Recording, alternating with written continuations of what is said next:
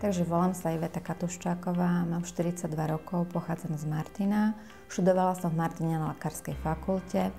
Od roku 1996 do roku 2006 som pracovala na očnej klinike v Martine.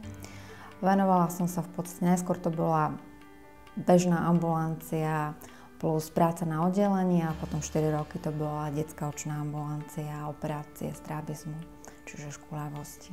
Mám 2 deti. Staršia dcera má 22 rokov, čiže to je také dieťatko už veľké. A mladšia dcera má 13 rokov, takže tá je ešte doma.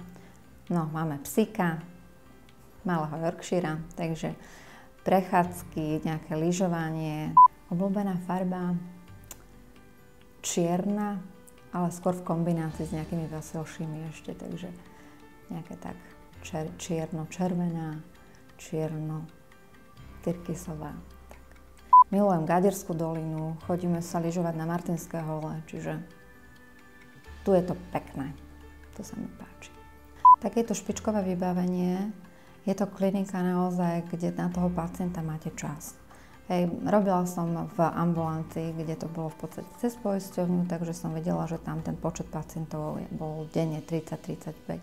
Tu naozaj na toho pacienta má ten lekár čas, 1,5 hodiny, 2 hodiny, naozaj to vyšetrenie trvá. Je to poctivé vyšetrenie, kde sa tomu pacientovi maximálne venujeme. Je čas na porozprávanie, takže myslím si, že pacient môže byť spokojný.